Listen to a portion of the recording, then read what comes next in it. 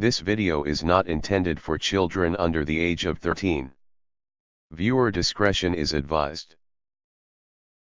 Jonah was acting funny. He hadn't been talking much, hadn't eaten much either, and I found him staring at me 3 times now. He hadn't been right since we stopped overnight in that small town. Just nerves, he says, when we ask questions. I asked Talon if he could do anything, but the cleric shook his head. Ain't gonna force the boy Brock. Hera hadn't paid much attention, she was too busy ensuring the 4 of us stuck to the bandits' trail. Guess they were right when they say rangers aren't the social type. Hello, and welcome back to the show. Today we're talking about aberrations. Specifically, we're going to talk about a personal favorite, the Faceless Stalkers.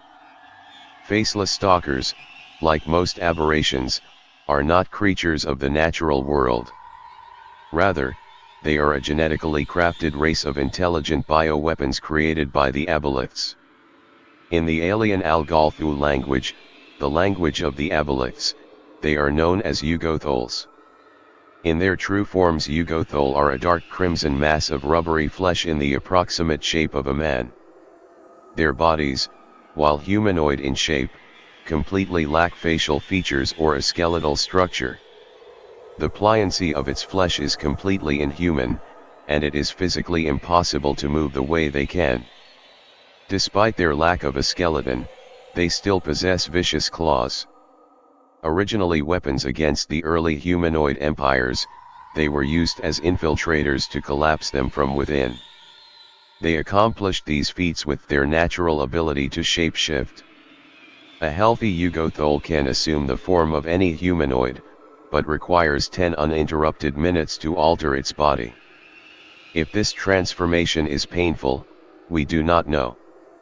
However, if completed, a Yugothole can maintain its facade indefinitely, thus allowing them to easily replace a victim. Yugotholes retain their own innate abilities when they assume a new form, they do not gain any of those belonging to the creature they mimic. Much of their original mission still remains within their primal instincts. As such, they often infiltrate small villages, gradually killing and replacing the original residents with none the wiser. Who knows, they could replace your friend and you'd never even know. Talon was the first to notice. Either he had experience, or it was just obvious to him, either way he spat out the stew after his first bite. Poison, he cried. I tried to respond, but I couldn't. Every part of me felt heavy, really all I could do was fall off my seat. Hera only staggered slightly, I think she was resisting it. Jonah hadn't eaten, he didn't say anything, he just sprinted off into the dark woods. None of us slept that night. Don't think I ever saw Jonah again after that. As for the town, it was deserted about a year later. All things considered though, I don't think any of the townsfolk were left by then.